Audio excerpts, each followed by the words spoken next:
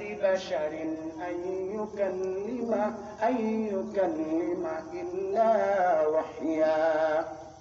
ওয়া মা কানা লিবাশারিন, কোন মানুষের জন্য এটা সম্ভব নয় যে তারা আল্লাহর সাথে কথা বলবেন ইল্লা ওয়াহইয়া, ওহীর জ্ঞান ছাড়া মানুষের আল্লাহর সঙ্গে মানুষের কথা বলা সম্ভব নয়। অপর এক আয়াতের মধ্যে আল্লাহ রাব্বুল আলামিন বলেন, ওয়া মা আরসালনা ক্বাবলাকা ইল্লা রিজালান নূহি ইলাইক। হে নবী, আমি আপনার সাথে কথা বলার পূর্বে যাদের সঙ্গে আমি কথা বলেছি সবার সঙ্গেই আমি ওহীর মাধ্যমে কথা বলেছি। মুসা আলাইহিস সালাতু ওয়াস সালামের সাথে কথা বলেছেন, ওহীর মাধ্যমে কথা বলেছেন। রাসূলের সঙ্গে কথা বলেছেন, ওহীর মাধ্যমে কথা বলেছেন।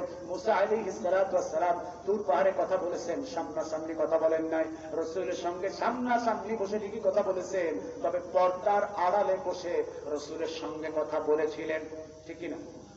যত নবীদের সঙ্গে কথা বলেছেন সবার সঙ্গে ওহীর মাধ্যমে কথা বলেছেন, তবে কেবলমাত্র রাসূলের সঙ্গে কথা বলেছিলেন কাছাকাছি বসে, পর্দার আড়ালে বসে। আল্লাহ রাসূল সাল্লাল্লাহু আলাইহি ওয়াসাল্লাম আল্লাহর সাথে কথা বলেছেন। এই জন্যই বলছেন, হে নবী আপনি জানিয়ে দিন, ইন্না আওহাইনা ইলাইক, আমি আপনার উপরে ওহী নাযিল করেছি। কি নাযিল করেছি? আর পূর্ববর্তী গণদের উপরে আমি ওহী নাযিল করেছি, ওহীর মাধ্যমে কথা বলেছি। আজকে তারা অমূলক কথা বলতেছে, অবান্তর কথাবার্তা বলতেছে যে আমরা এইভাবে ওহী নাযিল হওয়া মানি না, তারা নিদর্শন মানে না। আপনাকে আমি এত নিদর্শন দিয়েছি, চন্দ্র বিদীর্ণ হয়ে গেছে, মানুষ সচক্ষে তাকিয়ে তাকিয়ে দেখছে। রাসূলকে প্রশ্ন করা হয়েছিল, সমস্ত পৃথিবী পায়ে হেঁটে প্রদক্ষিণ করে আসছেন, সেই ব্যক্তির নাম কি? রাসূলের কাছে প্রশ্ন করা হয়েছিল, রূহ কি জিনিস? রাসূলের কাছে প্রশ্ন করা হয়েছিল, বাদশা বাকিয়ানুসের অত্যাচারে যে সমস্ত যুবকেরা, যে 7 জন যুবকেরা পালিয়ে গিয়েছিল, তারা কোথায় আছে, তারা কোন জায়গায় আছে? এই প্রশ্নগুলি রাসূল পুঙ্খানুপুঙ্খানুভাবে জবাব তাদেরকে দিয়ে দিয়েছেন। মেরাজের রাতের ঘটনা রাসূলকে সরাসরি জিজ্ঞেস করেছেন, হে মুহাম্মদ, তুমি নাকি রাত্রেবেলায় বাইতুল মুকাদ্দাসে গিয়েছো, তাহলে বলো তো দেখি বাইতুল মুকাদ্দাসে কয়টা জানালা আছে, কয়টা দরজা আছে? রাসূল সে কথাও একবারে পুঙ্খানুপুঙ্খানুভাবে বলে দিয়েছিলেন। তারপরেও কিছু মানুষ এই সত্য জানার পরেও রাসূলের উপরে ঈমান রাসূলকে দেখে, মুজিজা দেখে ঈমান আনতে পারে না। এখন হুজুররা যদি কোরআন বাইতেও খাওয়ায়, তারপরও কিছু মানুষ আছে যারা দ্বীনের পথে আসবে না, ঠিক না? তারা মনে করে হুজুররা কি জানি বলতেছে, এগুলা কি নূর, এগুলা কি আমরা কম জানি না, আমরা কম বুঝি না। তুমি বলতে পারো এটা তোমার মতন ঠাডাওয়ালা লোক দুনিয়াতে কম ছিল না, বহুত লোক ছিল, কিন্তু তারা যুগের বিবর্তনে তারা কিন্তু অধঃপতনের দিকে চলে গিয়েছে। আমার ভাইরা, রাসূল করিম সাল্লাল্লাহু আলাইহি ওয়াসাল্লামকে বললেন, ইন্না ওয়াহাইনা ইলাইহি, হে নবী আমি আপনার উপরে ওহী নাযিল করেছি, কামা আওহাইনা ইলা নূহ, যেমনি ভাবে আমি ওহী নাযিল করেছিলাম নবী নূহের উপরে। কার উপরে? নূহ আলাইহিস সালামের উপরে। নূহ আলাইহিস সালাম কত বছর দাওয়াত দিয়েছেন? 950 বছর। এখানে কামা আওহাইনা আদম বলতে পারতেন, যেমন আমি ওহী নাযিল করেছি আদমের উপরে। আদম প্রথম নবী, তার কথা বলতে পারতেন না? বলতে পারতেন, কিন্তু কেন বলেন নাই? না বলার পিছনে কারণ হলো হযরত নূহ আলাইহিস সালাতু ওয়াস সালাম থেকে নবী এবং রাসূলের যে ধারা, এখান থেকে শুরু হয়েছে। এর আগে নবী এবং রাসূল ছিলেন না, শুধু নবী ছিলেন। যার কারণে এখানে বলছেন কামা ওয়াহাইনা ইলা নূহ। আপনারা বুঝতে পেরেছেন? এর আগে বহুত নবী আসছে, কিন্তু তার কথা এখানে আল্লাহ তাআলা এভাবে বলেন নাই। এজন্য বলছেন, যাদের কথা আমি বর্ণনা করতেছি তাদের কথা তোমাকে বললাম, এবং যাদেরকে আমি দুনিয়াতে পাঠিয়েছিলাম এরকম অসংখ্য নবী ছিল, যাদের কথা আমি তোমার কাছে বলি নাই। এরপরে বললেন, ওয়া আওহাইনা ইলা ইব্রাহিম ওয়া ইসমাঈল, যেমন নাকি আমি ওহী নাযিল করেছিলাম ইব্রাহিমের উপরে, ইসমাইলের উপরে, ওয়া ইসহাক এবং ইসহাকের উপরে, ওয়া ইয়াকুব এবং ইয়াকুবের উপরে। এদের উপরে কি নাযিল করেছেন? ওহী নাযিল করেছেন। তাদেরকে গোপনে গোপনে জানিয়ে দিয়েছেন। তাদের মাধ্যমে আল্লাহ প্রদত্ত জ্ঞান, আল্লাহ এইভাবে তাদের সঙ্গে কথা বলেছেন। ওয়া ইসা ওয়া ইসহাক ওয়া ইয়াকুব এবং ইয়াকুবের উপরে। তাহলে এখানে কার কার কথা বললেন? নবী মুহাম্মদ সাল্লাল্লাহু আলাইহি ওয়াসাল্লামের কথা বললেন। ইলা নূহ ওয়ান নাবিয়্যিনা মিন বাদি ওয়া আওহাইনা ইলা ইব্রাহিম ওয়া ইসমাঈল ওয়া ইসহাক ওয়া ইয়াকুব ওয়াল আসবাত ওয়া ঈসা ওয়া আইয়ুব ওয়া ইউনুস ওয়া হারুন ওয়া সুলাইমান ওয়া আতাইনা দাউদা জাবুরা। এখানে 12 জন নবীর নাম একটা আয়াতের মধ্যে আসছে। কতজন? 12 জন নবীর নাম এক আয়াতে। কোরআনের মধ্যে মোট কতজন নবীর নাম আছে? 25 জন। এই এক আয়াতের মধ্যে 12 জন। এগুলো বুঝে নিতে হবে আমাদের কোন কোন জায়গায় নবীদের নাম আসছে। মানুষ মতান্তরে বলে 1 লক্ষ, মতান্তরে 2,24,000, কিন্তু হাদিসের মধ্যে পাওয়া যায় 1,24,000 নবী দুনিয়াতে আল্লাহ তাআলা পাঠিয়েছেন। এরপরে বললেন যত নবীদেরকে পাঠিয়েছি সমস্ত নবীদের দাওয়াতি কর্ম এক ছিল, সমস্ত নবীরা একই বার্তা নিয়ে এসেছেন।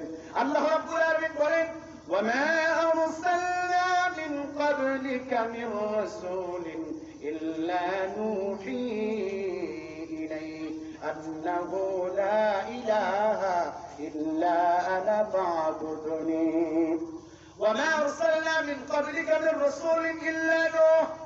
এই পৃথিবীতে আপনার পূর্বে আমি যত নবীদেরকে পাঠিয়েছি সমস্ত নবীদের উপরে আমি ওহী নাযিল করেছি, আর সমস্ত নবীরাই বলেছিল লা ইলাহা ইল্লাল্লাহ। কি বলেছিল? লা ইলাহা ইল্লাল্লাহ, লা ইলাহা ইল্লাল্লাহ। আর এরপরে যারা বলতেন ফা'বুদনি, তোমরা বলো আল্লাহ ছাড়া কোনো ইলাহা নাই এবং তারই ইবাদত করো। সমস্ত নবীরাই বলেছিলেন ইয়া কওমি ইবুদুল্লাহ মা লাকুম মিন ইলাহিন গায়রু, হে আমার কওমের লোকেরা আল্লাহর ইবাদত করো, তিনি ছাড়া কোনো মাবুদ নাই। সমস্ত নবীদের কথা, সমস্ত নবীদের কথা এক। রাসূল করিম সাল্লাল্লাহু আলাইহি ওয়াসাল্লাম তায়েফে, আমি প্রথম উমরা শেষ করলাম, দ্বিতীয় উমরা শেষ করলাম, এরপরে ঘুরে দেখতে গেলাম। কোনো কাফেলার সাথে যাইনি, নিজেদের মতন করে গিয়েছি। কারণ কাফেলার সাথে গেলে তারা ঠিক মতন সব দেখায় না, ঘুরিয়ে ঘুরিয়ে সব দেখায় না, যার কারণে নিজেদের মতন করে ঘুরতে গেলাম।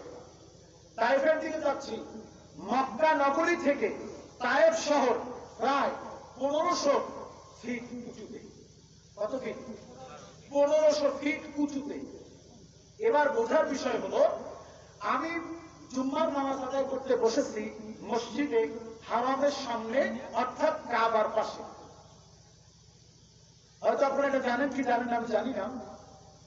ওখানে সব হাজিরা, লক্ষ লক্ষ হাজিরা সামনে নামাজ পড়তেছে, ইমাম সাহেবটার পিছনে।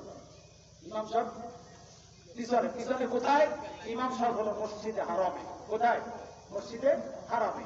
আর যার কাবার চত্বর, এই কাবারের চত্বর চারদিকে ঘুরাইয়া মুসল্লি। ওই কাবার চত্বরের মধ্যে কেবলমাত্র নামতে পারবে, ঢুকতে পারবে যাদের শরীরে এহরামের কাপড় থাকবে। এহরামের সাদা কাপড়, এটা যাদের শরীরে আছে তারাই কেবলমাত্র ওই চত্বরে নামতে পারবে, এছাড়া আর কেউ ওই চত্বরে ঢুকতে পারবে না। মহিলারা ঢুকতে পারবে, যেহেতু মহিলাদের জন্য কোনো নির্দিষ্ট পোশাক নাই, পুরুষের জন্য এহরামের কাপড় নির্দিষ্ট, তাই মহিলা ঢুকতে পারে, কিন্তু কোন পুরুষ এহরামের কাপড় ছাড়া ঢুকতে পারবে না। তো যখন জুম্মার নামাজ পড়তে বসলাম, তখন কাবার একবারে ঠিক পাশেই বসা, আমি কাবার আমার সামনে।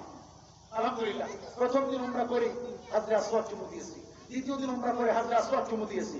হাজরে আসওয়াদ চুমু দেওয়াটা দুনিয়ার সবচাইতে বড় কঠিন কাজ।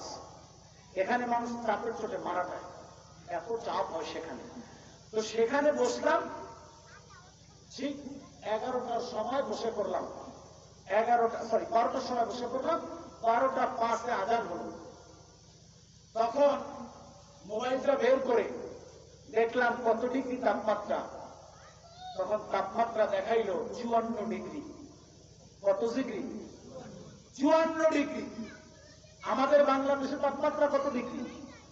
25, 26, 27, 28, 29, সর্বোচ্চ 30 যায়। 30-এর উপরে যায় না। যত ঘন রোদ হোক, চৈত্র মাস হোক আর শ্রাবণ মাস হোক, এর বেশি আর যায় না। 30 ডিগ্রি তাপমাত্রায় কৃষকের পিঠের চামড়া পুড়ে যায়। পুড়ে যায় না? পুড়ে যায়, চেহারা পুড়ে যায়। আর সেখানে তাপমাত্রা কত? 54। আমার মনে হচ্ছিল আমি মনে হয় আগুনের কুণ্ডুলির ভিতরে বসে, আগুনের কুণ্ডুলির মধ্যে বসে। কিন্তু আশ্চর্যের বিষয়, নিচে আমার মোবাইলটা পকেটে বের করলাম, একটা ছবি তুলবো কাবার, আমার মোবাইলে লেখা হলো টেম্পারেচার হাই, নো ক্যামেরা। এখন ক্যামেরা চালু করা সাপোর্ট করবে না, এখন অতিরিক্ত তাপমাত্রা, তাই মোবাইল চালু করা যাবে না, ছবি তুলতে পারলাম না।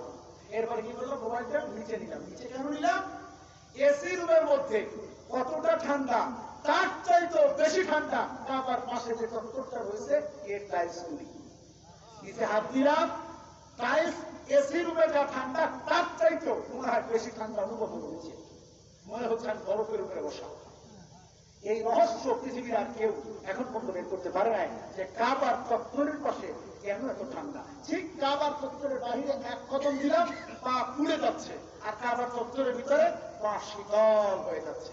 আমার কলিগ বা বন্ধু, তিনি হোটেল থেকে বের হলেন, হোটেল থেকে বের হয়ে কাবা পর্যন্ত গেলেন 2 মিনিটের মধ্যে। 2 মিনিট পরে ওখান থেকে ফিরে আসলাম বাসায়, এসে তার পায়ের নিচে দেখলেন বড় বড় ফোসকা পড়ে গেছে। কেন? রাস্তায় যে হাসছে, রাস্তায় তাপের কারণে পায়ের উপরে ফোসকা পড়ে গেছে। কতটুকু উত্তপ্ত হলে পা ফোসকা পড়তে পারে? সেই কাবা এত বড়, তাইফে গেলাম, মনে হলো যেন কোটটা খুলে গায়ে দেয়, এত ঠান্ডা। কি আবহাওয়া! জিজ্ঞেস করলাম, ভাই এখানে এত আবহাওয়া ঠান্ডা থাকার কারণ কি? বলছে এই তাইফের মধ্যে সর্বপ্রথম রাসূলের রক্ত ঝরেছে, যার কারণে এই তাইফটা ঠান্ডা। কাবা থেকে 1500 ফিট উপরে এত ঠান্ডা। আমি শেষ পর্যন্ত চাদর গায়ে দিলাম, ঠান্ডা অনুভব করলাম এত বেশি। সেখানে গিয়ে রাসূল করিম সাল্লাল্লাহু আলাইহি ওয়াসাল্লাম তাইফে যাওয়ার পরে যেখানে রাসূলকে রক্তাক্ত করা হলো, জায়গাটা এখনো ঘেরা দেওয়া রয়েছে, মানুষেরা রঙের ছিটা দিয়ে রেখেছেন। এই জায়গায় রাসূলের রক্ত ঝরেছে, পাথর উপর থেকে ছেড়ে দিয়েছিল। ওই পাথরটা পাহাড়ের আর্দ্রাউদ্দি নেমে একটা জায়গায় ঝুলন্ত অবস্থায় রয়েছে। আপনারা অনেক ক্যালেন্ডারের ভিতরে দেখবেন ওই পাথরটা দেখায়, ছোট্ট একটা পাথরের মাধ্যমে বিশাল বড় এক পাথর সুন্দর করে বেঁধে আছে। আর ঠিক নিচেই হলো রাসূল যেখানে নামাজ পড়তেন, ওই ছোট্ট মসজিদটা এখনো রয়েছে। আপনার রাসূলকে বাঁচাবেন বিদায়ী ওই বড় পাথর ফেলেও তাকে মারতে পারেন নাই। রাসূলকে মারলেন, রাসূল সাল্লাল্লাহু আলাইহি ওয়াসাল্লাম রক্ত ঝরলেন, খুব কষ্ট করে হামাগুড়ি দিয়ে একটা আঙ্গুরের বাগানে গিয়েছিলেন। সেই আঙ্গুরের বাগানটায় গিয়েছি, যদিও আঙ্গুরের গাছ নাই, জায়গাটা এখনো ঘেরাও দেওয়া রয়েছে। ওই আঙ্গুরের বাগানের মধ্যে একটা মসজিদ রয়েছে, যে মসজিদটার নাম হলো মসজিদুল আকদাস। মসজিদুল আকদাস, ওই আকদাস যার বাড়ি হলো হযরত মুসা আলাইহিস সালাতু ওয়াস সালামের বাড়ির কাছে। রাসূলকে তিনি খেজুরের আঙ্গুরের বাগান থেকে আঙ্গুর নিয়ে আসলেন, একটু রস চিপিয়ে রাসূলকে খাইয়ে দিলেন। খাওয়ার পরে রাসূল সাল্লাল্লাহু আলাইহি ওয়াসাল্লামের যখন একটু হুঁশ ফিরলো, জিজ্ঞাসা করলো, তোমার নাম কি? আব্বাস। এবার বলছে, তোমার নাম আব্বাস? বলছে, হ্যাঁ আমার নাম আব্বাস। তোমার বাড়ি না হযরত ইয়াকুব আলাইহিস সালামের বাড়ির পাশে? বলছে, আমার বাড়ি ইয়াকুব আলাইহিস সালামের বাড়ির পাশে। আপনি কি বলেন? রাসূল সাল্লাল্লাহু আলাইহি ওয়াসাল্লাম বললেন, এক নবীর খবর অন্য নবীর কাছে থাকে, এক নবীর খবর অন্য নবীর কাছে থাকে। সুতরাং এই কথা দ্বারা বুঝাতে চাচ্ছি, সমস্ত নবীদের কাছে সমস্ত নবীদের কথা আসছে, কেননা সমস্ত নবীদের কথা ছিল এক, সমস্ত নবীদের কথা। আদম আলাইহিস সালাম দাওয়াত দিয়েছেন লা ইলাহা ইল্লাল্লাহ মুহাম্মাদুর রাসূলুল্লাহ। মুসা আলাইহিস সালাম দাওয়াত দিয়েছেন লা ইলাহা ইল্লাল্লাহ। মুসা আলাইহিস সালাম দাওয়াত দিয়েছেন লা ইলাহা ইল্লাল্লাহ। ঈসা আলাইহিস সালাম দাওয়াত দিয়েছেন লা ইলাহা ইল্লাল্লাহ। দাউদ আলাইহিস সালাম দাওয়াত দিয়েছেন লা ইলাহা ইল্লাল্লাহ। কিন্তু সবার দাওয়াতের পরের অংশটা আলাদা ছিল। আমাদের নবী বলছেন লা ইলাহা ইল্লাল্লাহ মুহাম্মাদুর রাসূলুল্লাহ। হযরত ঈসা আলাইহিস সালাম বলেন লা ইলাহা ইল্লাল্লাহ ঈসা রূহুল্লাহ, লা ইলাহা ইল্লাল্লাহ মুসা কালিমুল্লাহ। আর সমস্ত নবীদের দাওয়াত আলাদা আলাদা করে দিয়েছেন, অর্থাৎ সবার প্রথম কথা এক, আল্লাহ ছাড়া কোনো ইলাহা নাই। সমস্ত মানুষ কার ইবাদত করো? আল্লাহর ইবাদত করো। এজন্য আল্লাহ তাআলা বললেন, وَلَقَدْ بَعَثْنَا فِي كُلِّ أُمَّةٍ رَسُولًا أَنِ اعْبُدُوا اللَّهَ وَاجْتَنِبُوا الطَّاغُوتَ। আমি পৃথিবীতে যত নবী পাঠিয়েছি সমস্ত নবীদেরকে আমি আমার ওহীর মাধ্যমে জ্ঞান দান করেছি। সমস্ত নবীদের সমস্ত মানুষদের জন্য আমি রাসূল পাঠিয়েছি। আর সমস্ত নবীদেরকে একই কথা বলেছি, আমি ইবাদুল্লাহ, আল্লাহর ইবাদত করো, ওয়াজতানিবুত তাগুত, আর তাগুতের বিরোধিতা করো। তাগুত মানে কি? তাগুত মানে হলো আল্লাহ বিরোধী শক্তি, তাগুত মানে হলো আল্লাহ বিরোধী আইন, তাগুত মানে হলো আল্লাহর বিপক্ষে দাঁড়ানো, তাগুত মানে হলো আল্লাহর আইনের বিরুদ্ধে গিয়ে নিজেদের তৈরি করা আইন দিয়ে জীবন পরিচালনা করা নাম হলো তাগুত। শুধুমাত্র মূর্তি পূজাই তাগুত না। তাগুত হলো যারা আল্লাহর আইন চায় না, মানুষের আইনে চলতে চায়, তারা তাগুতের শক্তি। আর তাগুতের বিরোধিতা করার কথা বলেছেন কে? বড় আফসোসের বিষয় হলো বাংলাদেশের অসংখ্য নামাজি আছে, দাড়িওয়ালা আছে, টুপিওয়ালা আছে, আল্লাহর আইনের দিকে না ফিরে তারা তাগুতি আইনে গোলামি করে যাচ্ছে। আছে না নাই? আছে না নাই? বুঝলে বুঝতে আর না বুঝলে তেজপাতা। আমাদের এই কথাগুলি শুধু আমরাই বলি না, রাসূল থেকে কথাগুলি চলে আসছে কালক্রমে আমাদের কাছে। এরপরে পরবর্তী প্রজন্ম যারা আসবে তারাও ঠিক একই কথাই বলবে। কোরআনের আইন যদি সমাজে চালু হয়, হুজুরদের বড় লাভবান হবে হুজুররা, তাই না? খুব ধনী হয়ে যাবে হুজুর, একবার টাকা পয়সা নিয়ে দিয়া। না না, যদি হুজুররা লাভবান হবে তাহলে আল্লামা রাসূল সাইদির বাড়ি থাকার কথা ছিল ঢাকা শহরে, লন্ডনে বাড়ি থাকার কথা ছিল, আমেরিকায় বাড়ি থাকার কথা ছিল। আছে? তার এই বাড়িতে গেছেন তো অনেকে, এই বাড়িতে গেছেন না? আমি তার বাড়িতে গেছি, তার বাড়ির অবস্থাটাকে দেখছেন। একজন এমপি। শুধু কি তাই, আমি আরেকজন এমপির কথা আপনাদের বলেছিলাম, মতিউর রহমান নিজামীর কথা। তার বাড়িতেও আমি গেছি। তার বাড়িটা হলো 3 সাপ্তার বাড়ি, 3 দেওয়া 4 দিকে 3, একবার 4 দিকেই 3। এই লোকটা শিল্পমন্ত্রী, তার বাড়ি গাড়ি থাকার অভাব ছিল, কিন্তু তারা পার্লামেন্টে গিয়েছেন, মন্ত্রী হয়েছেন, কিন্তু 1 টাকা জনগণের টাকা তারা মেরে খায় নাই। এরাই আল্লাহ হুকুমকে জমিনে বাস্তবায়ন করতে চেয়েছিল। তারা যদি এই জমিনের নেতা হতো, আল্লাহর হুকুমাত যদি বাস্তবায়ন হয়ে যেত, এই দেশটা সোনায় সোহাগা হয়ে যেত। পারি না, না পারার পিছনে কিছু কারণ হলো মুনাফিক মার্কা মুসলমান আমাদের সমাজে কম না বেশি?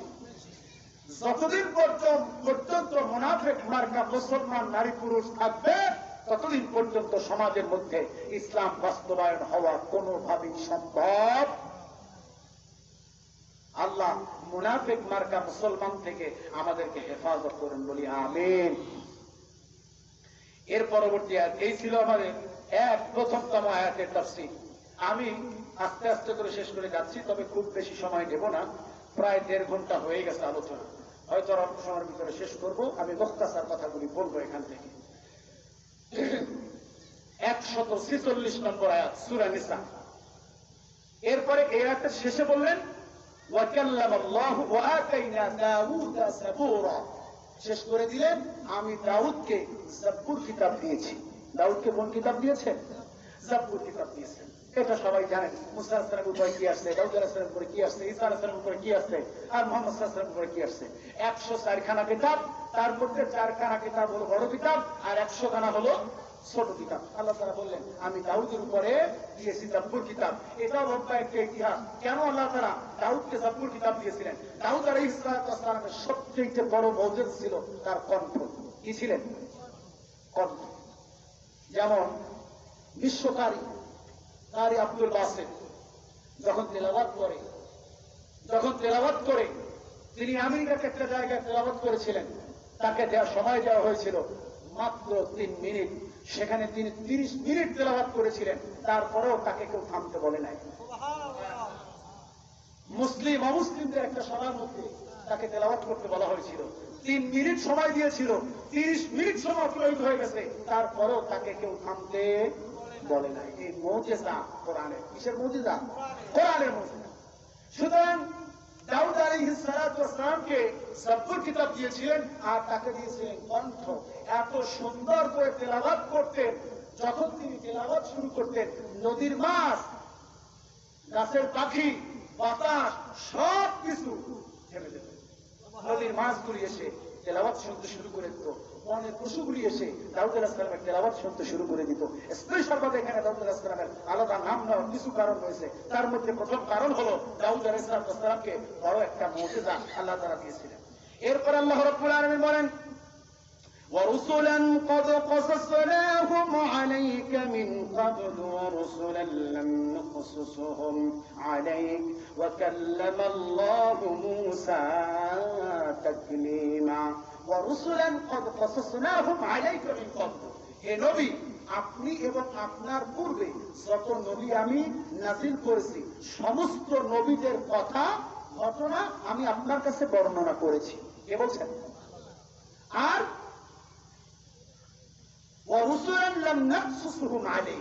যাদেরকে আমি দুনিয়াতে পাঠিয়েছি কিন্তু অনেকেরই কথা আমি আপনার কাছে বলি নাই, আপনার কাছে বলি নাই।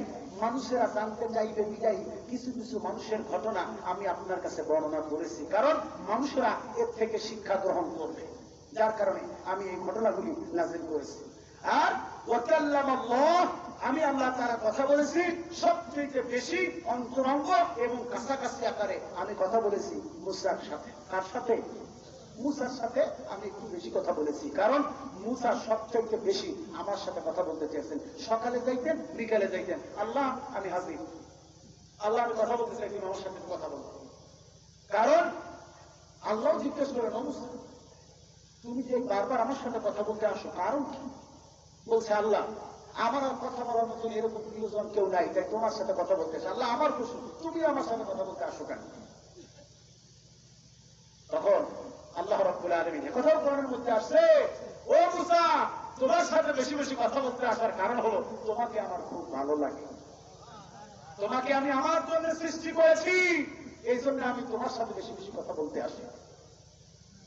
মুসা আলাইহিস সালাতু ওয়াস সালামের জামানাতে একজন পঙ্গু লোক, হাত নাই পা নাই, বরাবর দিয়ে চলেন। ওই ব্যক্তি মুসা আলাইহিস সালাতু ওয়াস সালামের কাছে প্রশ্ন করলেন, ও মুসা তোমার কাছে আমার একটা প্রশ্ন, আল্লাহ আমাকে কেন সৃষ্টি করেছেন? সমাজের অনেক মানুষ আছে হাত নাই, দুইটা পা নাই, অনেক এরকম প্রতিবন্ধী লোক আছে, তা বানাইছেন কি? আল্লাহ তো বানাইছেন, বানান নাই? আবার সমাজের কিন্তু কুসংস্কার আছে। যদি কোনো মহিলা গর্বে দেখা যায় একটা পঙ্গু বাচ্চা জন্মগ্রহণ করে, তখন শাশুড়ি যিনি থাকেন তিনি খুব ভাবে ওই বউকে দোষারোপ করেন, করেন না? কি বলেন? বউ দোষ তোমার, নিশ্চয়ই চন্দ্রগ্রহণ সূর্যগ্রহণ লাগছে, সেই সময় তুমি কিছু একটা করছো, হয়তো মাছ কাটছো, না হয় পেঁয়াজ কাটছো, না হয় তরকারি কাটছো, না হয় চুলায় জাল দিছো, এই জন্যে ওই ছেলের, ওই সন্তানের পঙ্গু সন্তান পঙ্গু হয়েছে, ওই ছেলের গাল কাটা হয়েছে, নাক কাটা হয়েছে, এরকম বলেন না। এখানে দুনিয়ার কোন মানুষের হাত নাই, দুনিয়ার কোন মানুষের হাত নাই। এই সন্তানটা এমন হবে এটা আল্লাহর হুকুম, এই সন্তান কিভাবে হবে এটা আল্লাহর হুকুম। কেমনে হবে, কিভাবে হবে, নারী হবে না পুরুষ হবে, ভালো হবে না মন্দ হবে, এটা কার হুকুম? আল্লাহর হুকুম। হযরত মুসা আলাইহিস সালাম জীবনে ঘটাবে হযরত খিজির আলাইহিস সালামের একটা ঘটনা ঘটেছিল। সেখানে হযরত খিজির আলাইহিস সালাম একটা সন্তানকে আছাড় দিয়ে মেরে ফেলেছিলেন, ফুটফুটে একটা বাচ্চা। অনেক ওদিকে যাব না, তবে এই সন্তান ভালো হবে না মন্দ হবে এটা কেউ জানে না। এই জন্য বলছে চারটা বিষয় মানুষ জানে না। এক নম্বরে হলো আগামীকাল তুমি কি খাবা এটা তুমি জানো না। দুই নম্বরে হলো কালকে কখন কোথায় কোন জায়গায় বৃষ্টি হবে এটা মানুষ জানে না। তিন নম্বরে হলো তুমি কোথায় মৃত্যুবরণ করবে এটা তুমি জানো না। আর চতুর্থ নম্বর হলো মাতৃগর্ভে কি আছে এটা তুমি জানো। এখন হয়তো আলট্রাসোনোগ্রাম মেশিন দিয়ে দেখতে পারে ছেলে না মেয়ে, বড় হয়েছে না ছোট হয়েছে, কিন্তু আদৌ এটা দুনিয়াতে আসার পরে ভালো হবে না খারাপ হবে এই পৃথিবীর কোন ডাক্তার বলতে পারছে, কোন হুজুর, কোন মৌলবী বলতে পারছে? কেউ বলতে পারবে। এই জন্য বলছে মাতৃগর্ভে কি আছে এটা কেউ জানে না। এই জন্য খিজির আলাইহিস সালাম সন্তানটাকে কাঁচর দিয়ে মেরে ফেলেছিলেন আর বলেছিলেন শেষ পর্যন্ত, হে নবী মুসা আমি ওই সন্তানটাকে কাঁচর দিয়ে মেরে ফেলার কারণ হলো এই সন্তানটা যখন বড় হবে, বড় হবার পরে পিতা মাতার অসম্মানের কারণ হবে এই সন্তান, যার কারণে আমি তাকে মেরে ফেলেছি। ইতিহাস লম্বা, যাব না ওই দিকে। তবে এই ব্যাপারগুলি কেউ জানে না। মুসা আলাইহিস সালামের জামানাতে যে লোকটা পঙ্গু ছিলেন জিজ্ঞেস করলেন পঙ্গু হওয়ার কারণ কি। অনেক ঘরের মধ্যে দেখা যায় ছেলের চেহারা বাবার মতো, দেখতে একটা ঠিক বাবার মতন বলেন। মেয়ের চেহারা হয়তো বলে ঠিক দেখতে বাবার মতন, না দেখতে একবারে মায়ের মতন হয়েছে, বলে কি বলেন। এটারও ব্যাখ্যা আছে ইসলাম, এটারও ব্যাখ্যা আছে ইসলাম। আমি আমার বউকে বলেছিলাম, দেখো দুইটা ছেলেই দেখতে আমার মতো, একবার চেহারা ঠিক, মানুষ দেখে বলে হুজুর বুঝাই যাচ্ছে এই ছেলে দুই ছেলে আপনার, কেমন বুঝলেন? আপনার চেহারার সাথে আমার ছেলের চেহারা মিল আছে, ছেলে তো আমার, আমি তো আমারই, এটা স্বাভাবিক। আমি আমার বউকে বললাম যে দেখো এই পরের ছেলেটাও আমার চেহারার মতন হবে, না আমার মতন দেখা যাবে, দেখো ওই ছেলেও আমার চেহারার মতন, ঠিক ছেলে হইল, ছেলে হওয়ার পর তিনটা ছেলে, আমার তিনটা ছেলেই ঠিক সেম আমার চেহারার মতন হবে। এখন ও আমার বলতেছে নিশ্চয়ই আপনার কোনো এখানে কেরামতি আছে, হুজুর মানুষ তো বলেন না, এই জন্য সব আপনার মতন করে হয়েছেন। আমি বললাম না, এখানে আল্লাহর হুকুম আছে, যদি এ কথা আমি এখানে বলবো না, এখানে কেন মায়ের মতন হয়, কেন বাবার মতন, তবে হওয়ার কিছু কারণ আছে। তবে সন্তান ভালো হবে না পঙ্গু হবে, কি হবে এটা সিদ্ধান্ত না। সন্তান পূর্ণাঙ্গ হবে না অপূর্ণাঙ্গ হবে, সন্তান কোন বয়স পর্যন্ত যাবে কি যাবে না এটা জানেন কি? সেই মুসা ইসলামের জমানায় সে পঙ্গু লোকটা জিজ্ঞেস করলেন, ও মুসা, আল্লাহ আমাকে দুনিয়ায় কেন বানাইছে? আমার তো হাত নাই পাও নাই, কেন বানাইছে? তো বলছে আচ্ছা ঠিক আছে, আল্লাহ জিজ্ঞেস করবো তোমার কেন বানাইছে। ওই তিনি গিয়ে জিজ্ঞেস করলেন, আল্লাহ তুমি ওই পঙ্গু লোকটারে কেন বানাইছো? বলছে মুসা এছাড়া কোনো প্রশ্ন নাই? বলছেন না, আল্লাহ এই প্রশ্ন উত্তর আমি দিই। বলছেন না, এটা শোনার দরকার নেই, কারণ এটা খুব ক্রিটিক্যাল প্রশ্ন, এটা বললে তো মন খারাপ। বলছে আল্লাহ না, আমার শুনতেই হবে, না মুসা ছাড়ো, না আল্লাহ বলতেই হবে, না শুনবো না, যাবো না, বলতেই হবে। মুসা ইসলামকে আল্লাহ তাআলা যেমন পাওয়ার দিয়েছিলেন তেমন রাগ দিয়েছিলেন। মুসা ইসলাম যখন রাগ করতেন, পাগড়ির মধ্য থেকে চুল ভেদ করে বের হয়ে যেত, এত চুল মানে শক্ত হয়ে বের হতো যখন রাগ করতো। মুসা ইসলামের জীবনের অন্যতম ঘটনা হলো এক থাপ্পড়ে ফেরাউনের একজন গোলামকে মেরে ফেলেছিলেন, যদিও এটা তিনি ইচ্ছাকৃতভাবে করেন নাই, বিচার করতে গিয়ে থাপ্পড় মারতে মরে গেছে।